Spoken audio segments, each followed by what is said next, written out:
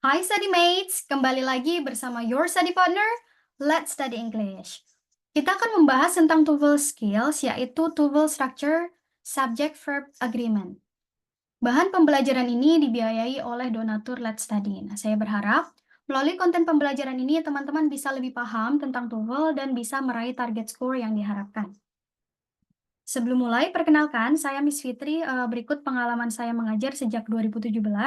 Saat ini saya aktif mengajar di dua lembaga, yaitu Jago Bahasa dan Kobi Education. Saya juga punya kelas online, yaitu kelas Bingo. Oke, so let's get started. Pada TOEFL structure, untuk mengetahui kalimat itu tunggal atau jamak ya. Jadi subject verb agreement adalah kesesuaian antara subjek dan verbnya ya, terkait tunggal atau jamak. Nah, jadi kita bisa yang pertama, perhatikan beberapa expressions of quantity-nya ya. Nah, misalnya kita menemukan all, most, some, sama whole. Nah, ini mostly kan jamak ya, kayak misalnya all people, most people gitu ya, some people. Nah, tapi ketika all, most, some, dan whole ini diikuti dengan of, the, kemudian objeknya apa? Nah, ini yang menentukan tunggal jamaknya adalah setelah objeknya. Nah, jadi nggak selalu harus jamak ya, kayak all of, the, kemudian ketemu tunggal bisa, ketemu uncountable bisa, gitu ya, ketemu sama yang jamak juga bisa. Jadi yang dilihat adalah setelah of objeknya ya. Nah, contohnya all of the book. Nah, ketemu tunggal ya, berarti tunggal. Was interesting. All of the books. Bukunya jamak ya, berarti were interesting. Atau all of the information, uncountable ya. Nah, jadi semua benda yang uncountable dianggap tunggal, jadi was interesting. Itu. Jadi, nggak semua yang, oh, all, most, some, itu udah pasti jamak. Kalau nggak diikutin of, ya dia jamak bendanya ya.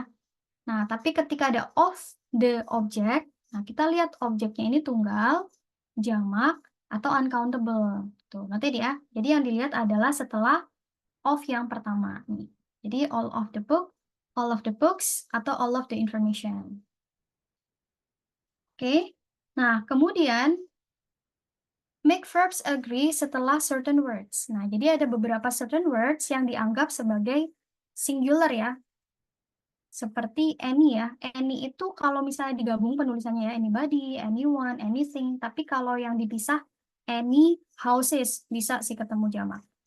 Gitu. Kemudian everybody, everyone, everything, nobody, no one, nothing. Kemudian somebody, ini juga kalau digabung dia jadi tunggal ya. Someone, something. Kemudian each dan every, nah itu selalu diikutin dengan benda tunggal ya. Nah, jadi nggak bisa misalnya kita bilang every people, nggak ya.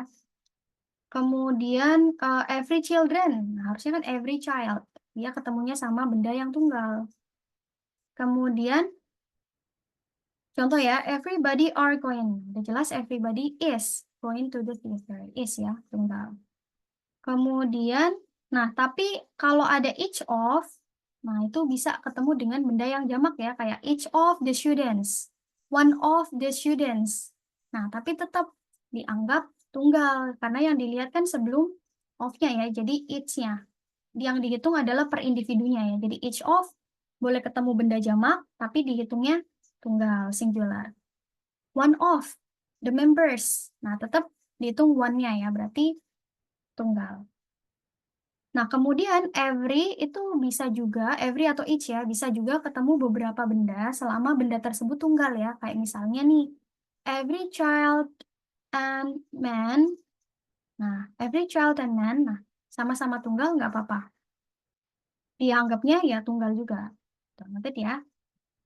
Kemudian, make verb agree after prepositional phrase. Nah, jadi prepositional phrase adalah frase ya yang dibentuk ya dengan preposisi. Nah, preposisi itu kan in, on, at, of, for, from, with, without, by, to. Nih kata depan ya. Nah, jadi kalau ada noun ketemu preposisi, ketemu noun lagi, preposisi lagi. Nah, dia adalah prepositional phrase ya. Nah, contohnya ini ya. The key to the doors. Nah, ada preposisinya tuh ya. Jadi, kalau misalnya, jadi satu subjek itu ya, bisa sepanjang itu ya, bisa terdiri lebih dari satu preposition. Nah, tapi yang menentukan tunggal jamaknya, ingat teman-teman jangan terkecoh ya. Yang menentukan tunggal jamaknya dilihat dari sebelum preposisi pertama gitu ya, sebelum penjelas pertamanya. Contoh ya, the key to the doors. Jadi kita nggak boleh langsung lihat subjeknya memang ya, the key to the doors. Jangan langsung lihat doors-nya.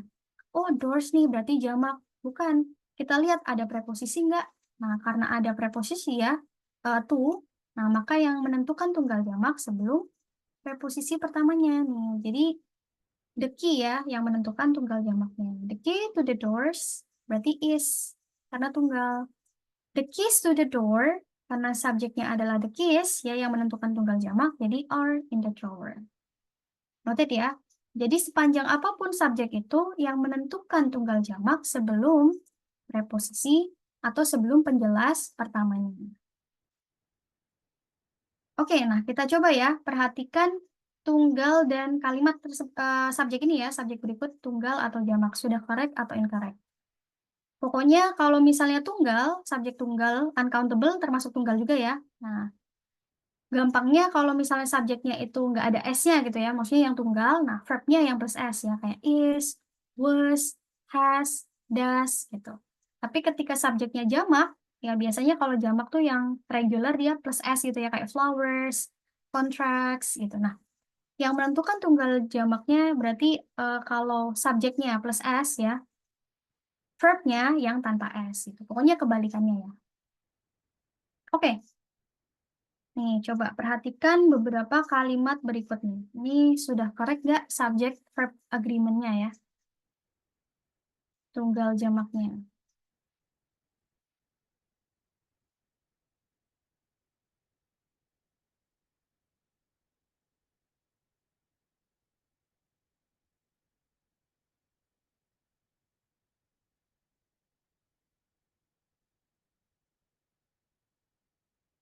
Satu menit ya.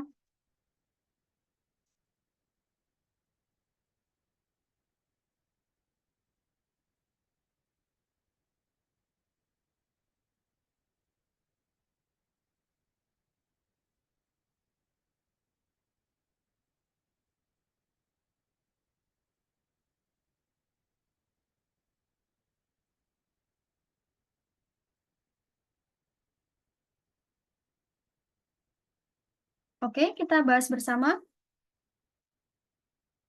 Kalimat yang pertama nih, the contracts signed by the company. Nah, signed by the company ini kan penjelasnya aja ya. Nah, yang kita lihat, ini verbnya ada has been voided. Nah, kemudian subjek utamanya adalah yang menentukan tunggal jamak ya, sebelum preposisi atau sebelum penjelas pertamanya. Jadi contracts. Karena contracts itu jamak, seharusnya nggak pakai has dong ya. Kan kalau subjeknya plus S, verbnya itu yang tanpa S ya. Dan sebaliknya, kalau subjeknya yang tanpa S, nah verbnya nanti yang plus S gitu. Yang enggak ya, berarti ini harusnya, nah kalau stipulations dia jamak ya, betul pakainya were. Oh, jadi seharusnya have, the contracts have been voided. Kemudian nomor 2 nih, 10 miles beyond the river. Nah, jadi subjeknya itu sebelum preposisi pertama ya, yang nentuin tunggal jamak. Jadi jangan dilihat the river-nya, karena ada beyond kan preposisi. Jadi 10 miles. Berarti were.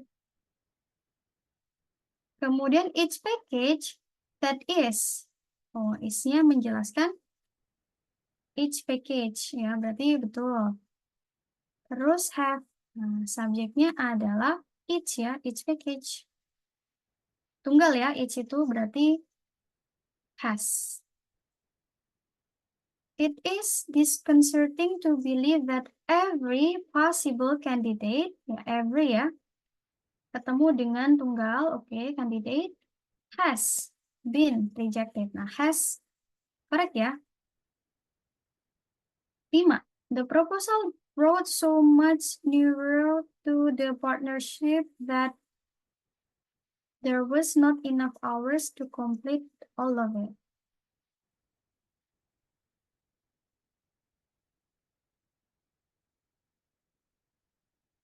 Brought some. Ini kalau bentuk pasti nggak taruh ya. Kalau verb 2 itu mau subjeknya tunggal atau jamak, nggak berpengaruh ya. Kemudian there was not enough hours. Nah, Ini kan subjeknya enough hours ya. Nah, berarti bukan there was not dong. Kalau there was kan satu singular ya, tapi hours dia banyak. Berarti there were not enough hours. Bisa ya? Nah, kita coba lagi. Oke, coba kerjakan dalam 2 menit.